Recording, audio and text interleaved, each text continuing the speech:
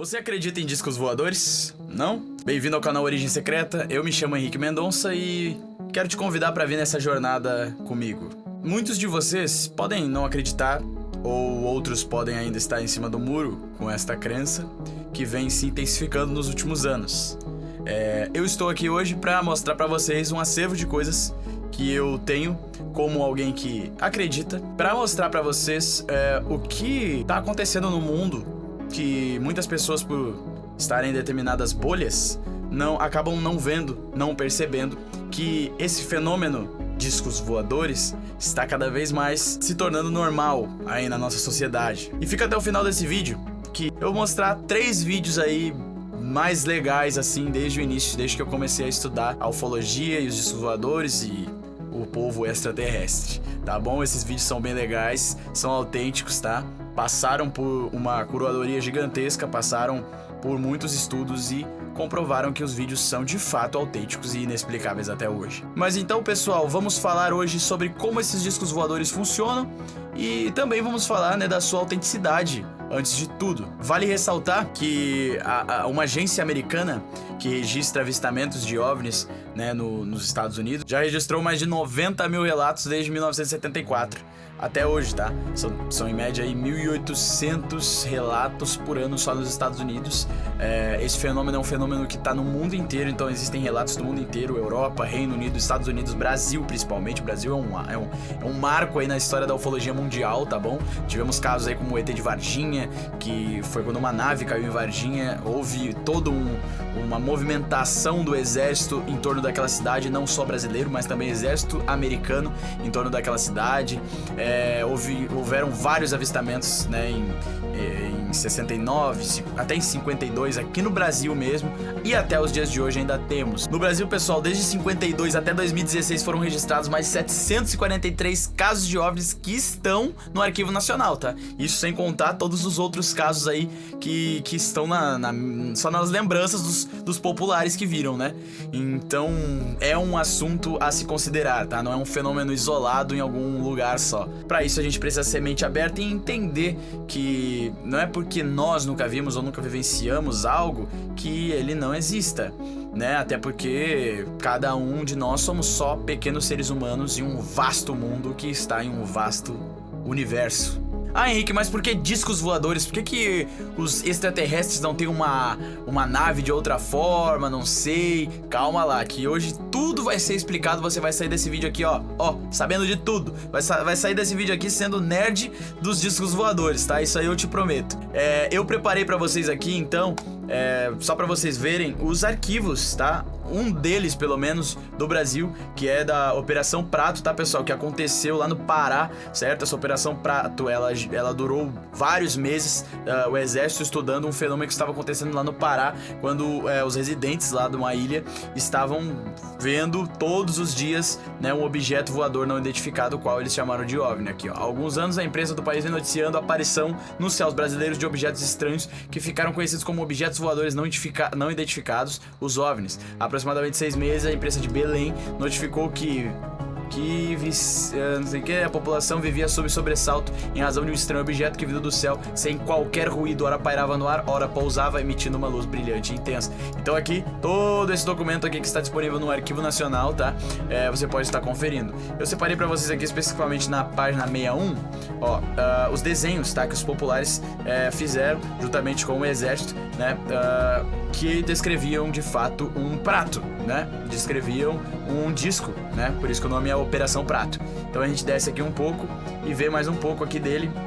Era isso aqui que eles descreviam, Vista, aqui provavelmente vista de baixo, Vista pela parte de baixo. Então é um disco, gente? O troço era um disco, tá? Era um disco. Aqui uma foto, tá? Tirado pelos militares da Força Aérea na Ilha de Colares em 77. Vocês podem saber, em 77 as câmeras eram péssimas. Então tá aí a foto, o objeto laranja. Aparentemente ele tinha uma luz própria, Não era uma luz que saía pra fora, assim, era uma luz que ficava ali dentro dele mesmo. Estranho, Bem estranho. Mas na verdade tudo começou bem antes disso aqui, né?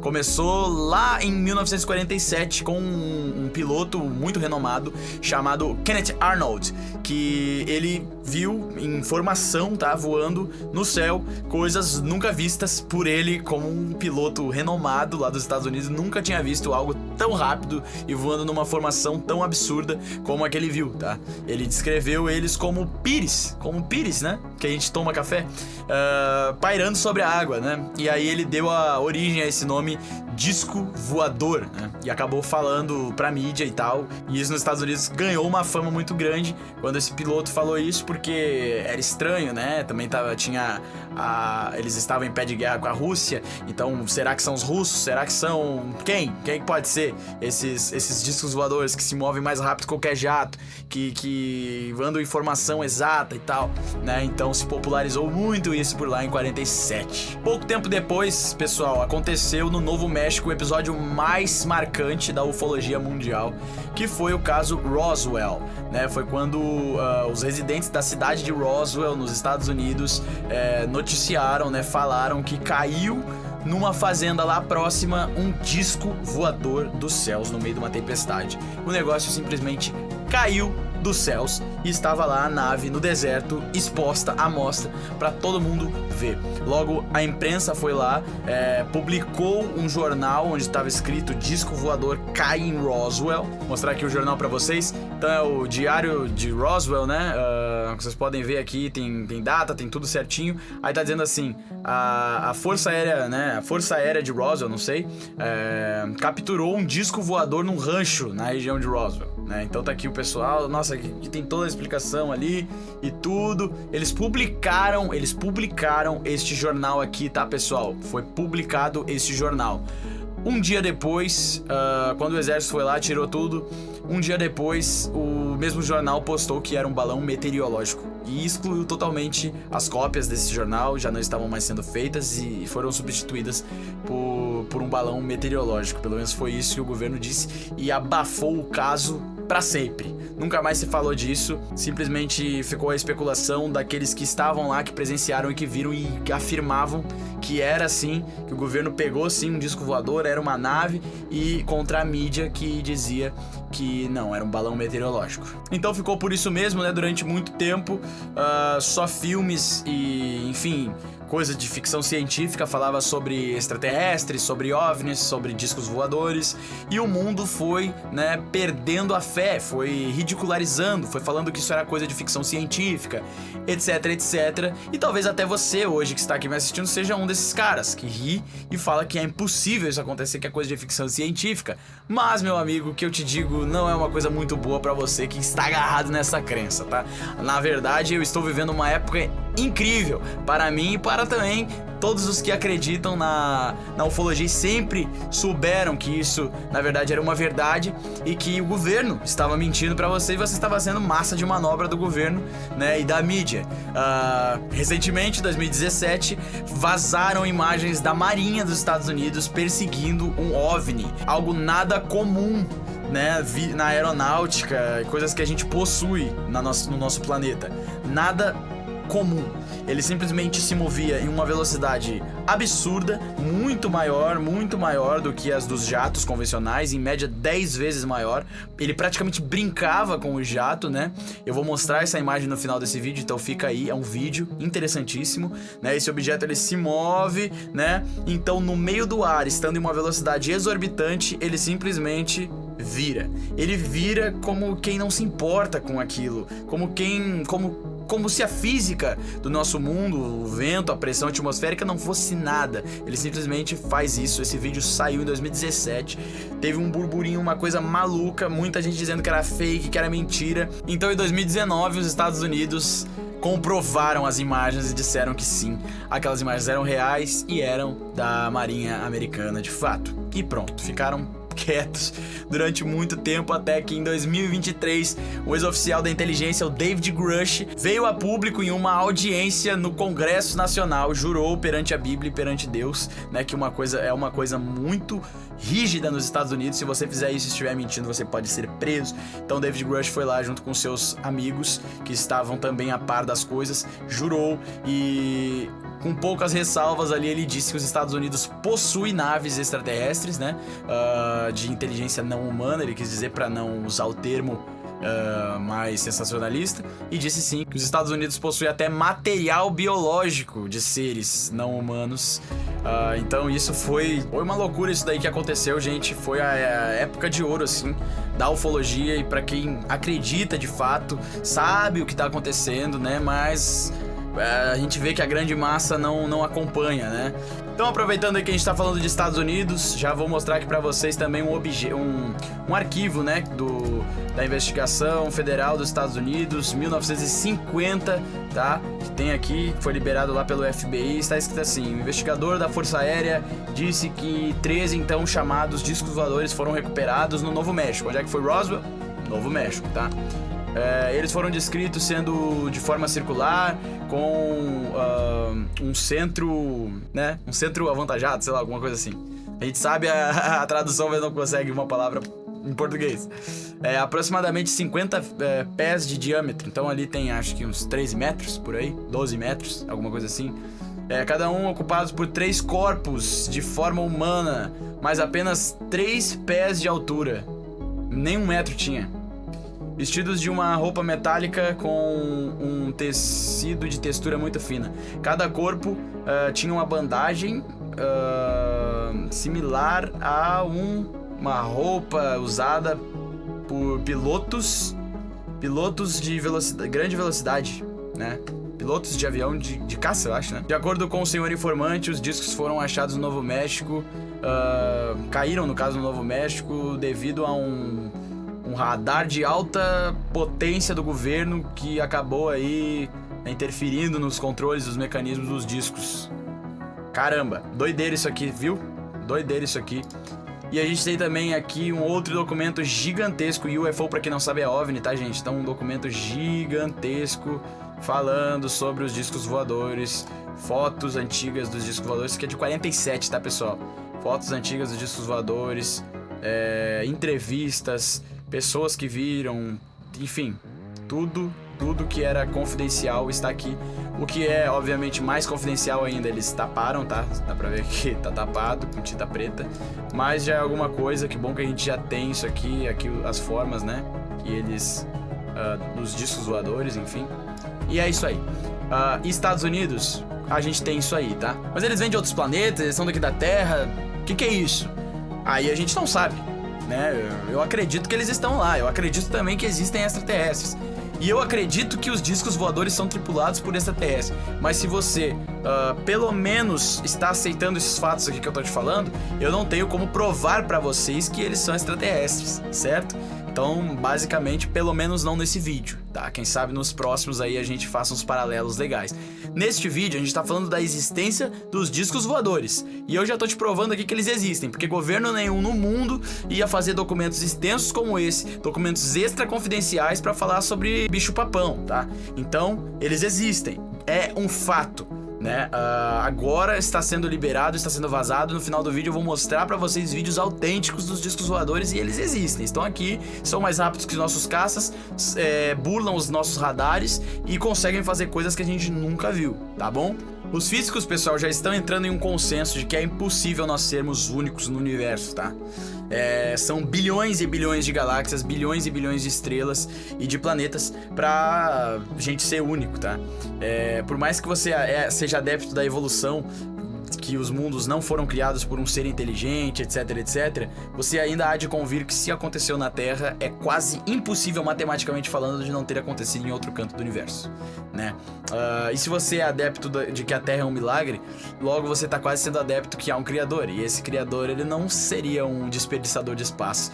Então eu vejo que esse espaço todo, essa vastidão toda, pra concentrar só um povinho no pé da Via Láctea, entendeu? Não existe, isso não faz nenhum sentido. Então, com bilhões de estrelas, bilhões de galáxias e bilhões de planetas, é mais que óbvio de que exista sim inteligência extraterrestre lá fora. Mas o que os físicos também se perguntam é como esses seres chegaram aqui, como eles superaram essas imensas distâncias que, por exemplo, o sistema estelar mais próximo do nosso planeta é o Próxima Centauri. E para chegar lá no Próxima Centauri, se nós viajássemos na velocidade da luz, o que é ainda algo hipotético, nós chegaríamos em 4 anos, tá? Porém, se viajando na nossa nave mais rápida, nós demoraríamos 8.000 anos, em média. Então, não bate a conta. Como esses seres chegaram aqui, mesmo se eles sejam de Próxima Centauri ou sejam de outro canto, como eles chegaram aqui? Que tipo de tecnologia eles usaram? Vale lembrar que você não pode simplesmente banalizar alguma coisa pela nossa tecnologia. Nós somos ainda formigas comparados a uma inteligência que pode ter surgido milhões de anos antes da gente. Então não dá pra gente colocar a nossa tecnologia como base para seres mais avançados, tá bom? E é aqui que entra o nosso querido Bob Lazar, né? Bob Lazar, se você não conhece ele é aí um cara bem polêmico, porque em 1989 o Bob Lazar veio a público na televisão e falou que ele trabalhou em uma instalação chamada S4, mais conhecida como Área 51, no meio do deserto da Nevada. Até então, nesse momento, ninguém conhecia a Área 51, não era algo muito falado, né?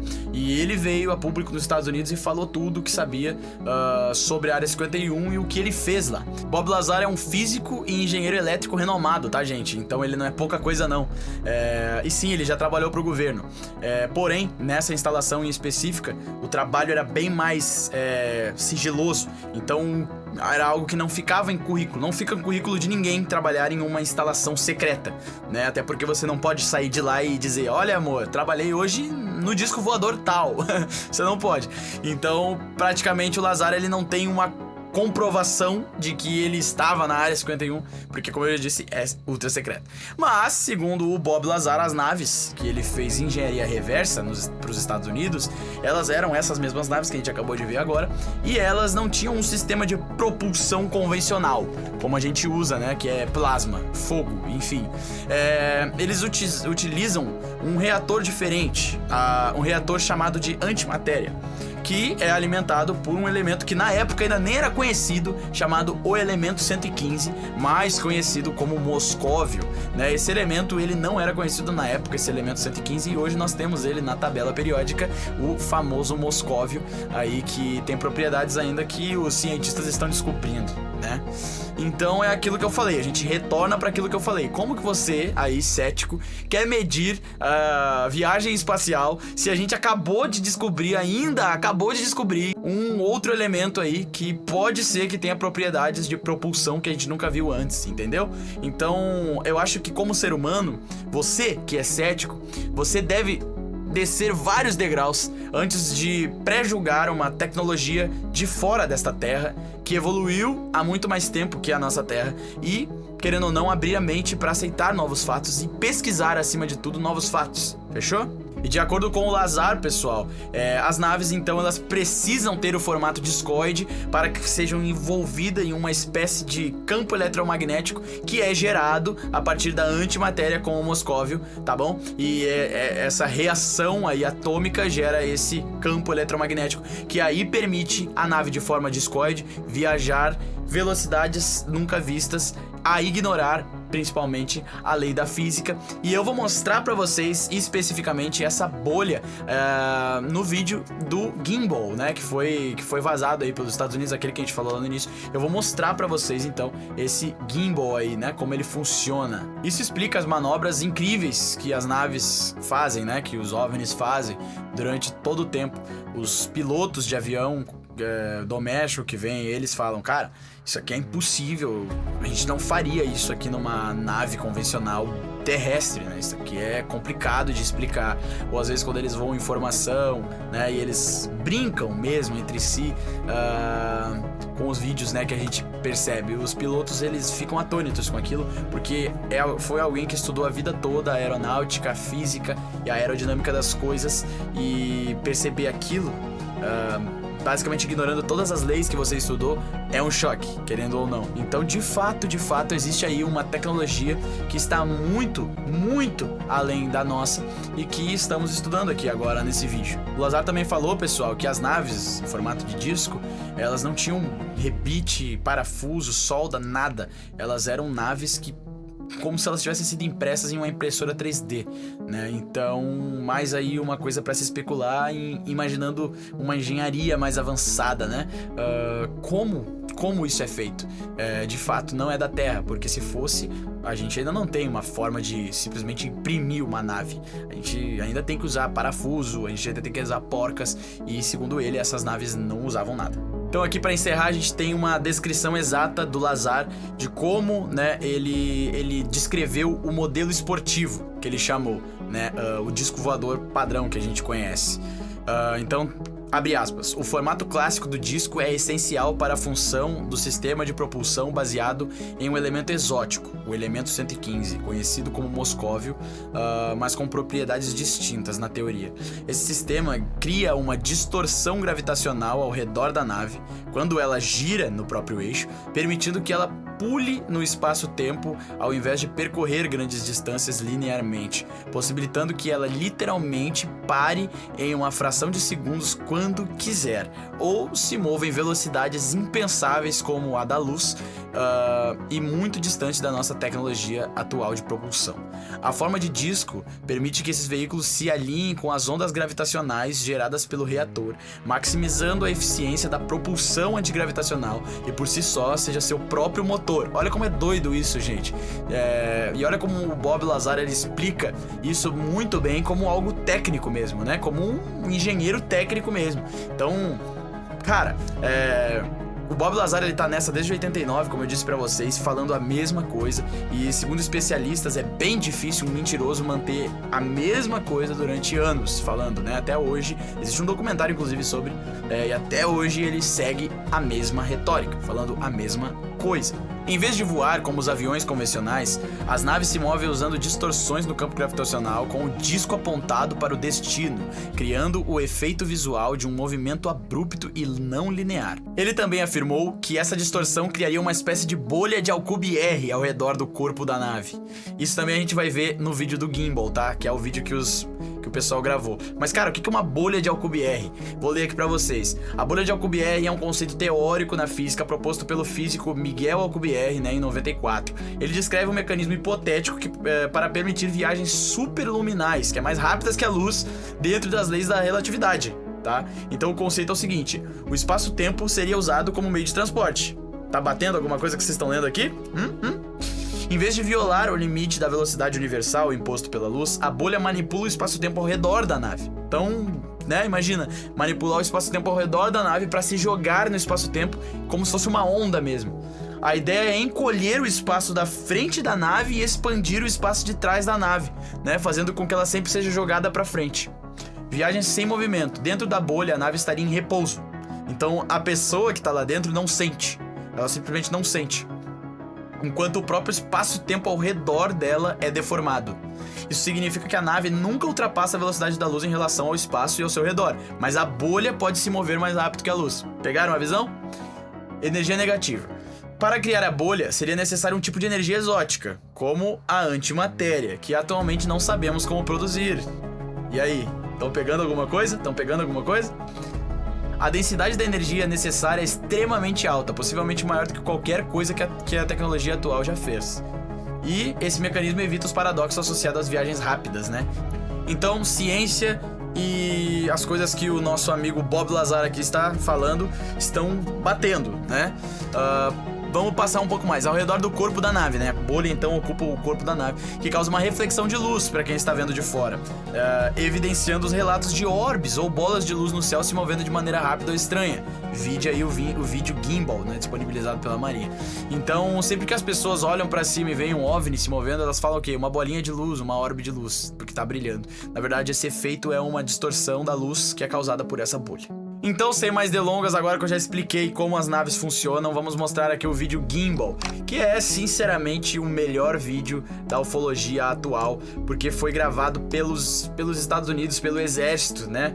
Então, cara, né? Vamos lá, a gente só tem que ver isso aqui e observar. Mas, antes, quero que vocês percebam que a bolha de Alcubierre, ela está aqui presente, tá? Isso aqui é uma câmera de infravermelho, certo? Captando frio e calor e frio, tá? E considerando que o frio é o preto e o calor é o mais branco, tá? Então aqui dá pra perceber que ela é quente, tá? Só que ao redor dela, a bolha, né, é extremamente fria, tá? Então aqui, ó, está a bolha extremamente fria e ela quente. Vamos lá. Dude, this is a fucking drone, bro. There's a whole fleet of them. Look on the ASA. My gosh. They're all going against the wind. The wind's 100. Agora que ele mudou, tá? Ele mudou a visualização, né? Pro contrário, né, gente? Aqui tá pro contrário. Antes tava preto pra branco, agora tá branco pra preto. Então aqui olha a bolha aqui ao redor, tá nítida aqui a bolha. E agora a nave vai fazer a manobra ridícula. Lembrando que aqui ela tá viajando aqui, sei lá quanto por hora. Eu diria mais de 1000 km por hora com toda certeza, tá?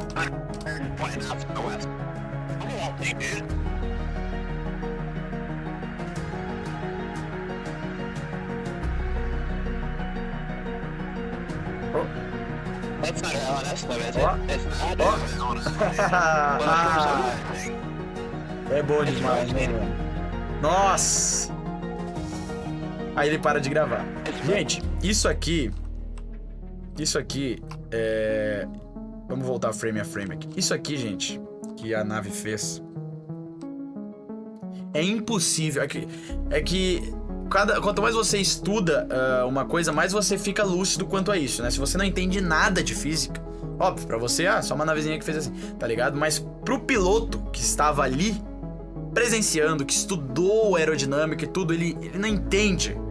Eu que estudei um pouco de física ali só pra entender isso aqui melhor, eu já fico maluco. Porque isso aqui, olha isso, cara. Vamos dizer que a nave está viajando nessa velocidade, tá? 1000 km por hora. Ela não pode simplesmente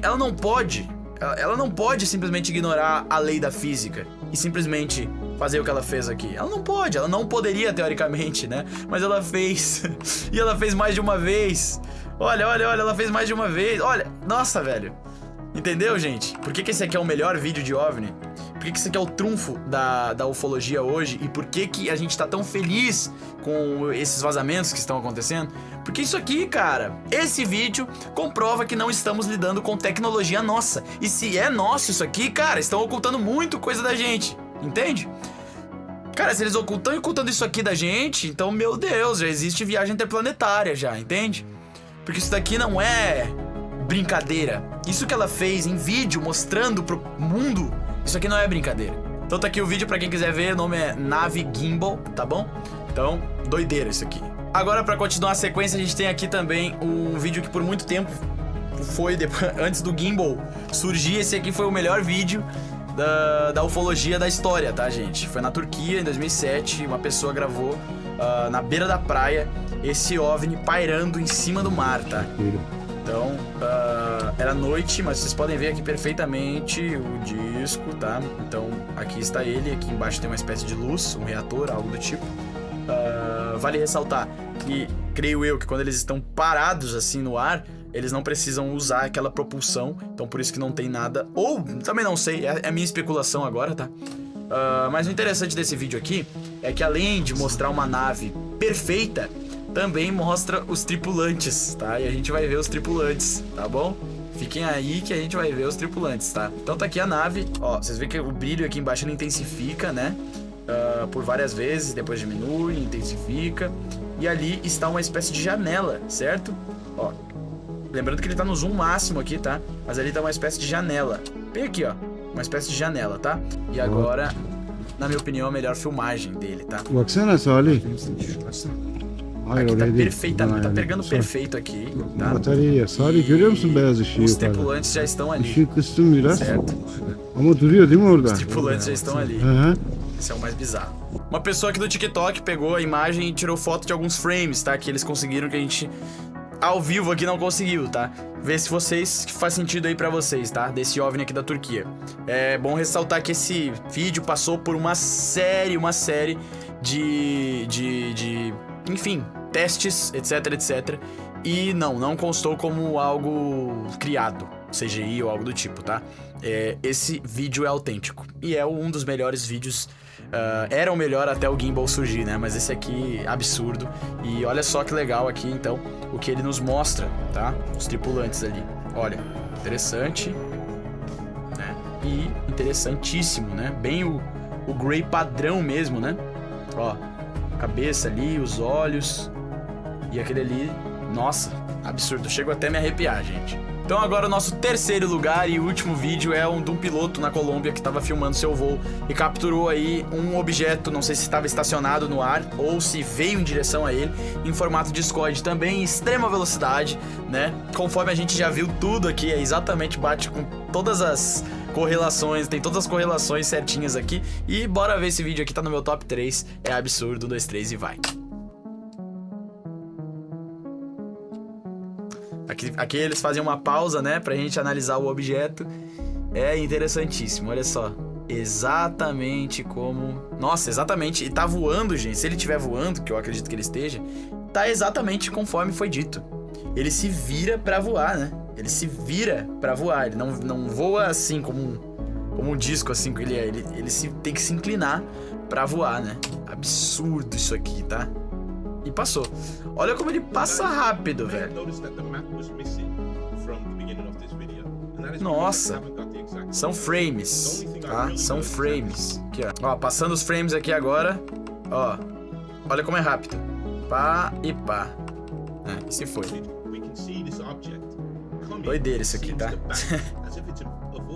Doideira. Então é isso, pessoal, espero ter esclarecido vocês aí. Primeiro vídeo aí do canal, criei esse canal mesmo pra falar sobre essas coisas. Eu tenho um primeiro canal, vocês podem estar vendo aqui que eu estou no estúdio. Então eu tenho sim um primeiro canal onde eu sou músico, onde eu canto. Mas eu também, o que eu faço no meu tempo livre mesmo é ler sobre ufologia, sobre história do passado. Então nesse canal aqui sim vai ter muita coisa sobre o passado. Hoje eu me ative somente a falar ao que está acontecendo aí, né, no mundo com relação ao fenômeno discos voadores, mas nesse canal ainda vamos falar sobre muita coisa do passado e vai ser um manualzinho aqui pra você que quer entender um pouco mais dessas coisas. Por onde começar, eu vou fazer cada vídeo, né, baseado no início também das coisas. Então não vou sair colocando aqui também coisas já de último grau pra vocês. Já vou começar do iniciozinho pra que esse canal seja mesmo como se fosse um aprendizado, tá? Como se fosse uma aula. Desde o primeiro vídeo você pode vir e ver até o último, entender tudo. Fechou? Então é isso, muito obrigado a todo mundo que assistiu, a todo mundo que deu essa chance, que se inscreveu no canal. Pretendo postar mais vídeos durante a semana, né? Eu tenho que tirar um tempinho livre aqui, mas pretendo que isso aconteça sim. Mais uma vez, muito obrigado. E se inscrevam no canal, deixem o like. Comentem e compartilhem pra quem gosta desse tipo de coisa. Se acha que eu falei bem, se acha que eu elucidei bem aqui o tema, por favor, não deixe de compartilhar. Fechou? Então é isso, 1000 beijos, muito obrigado e valeu.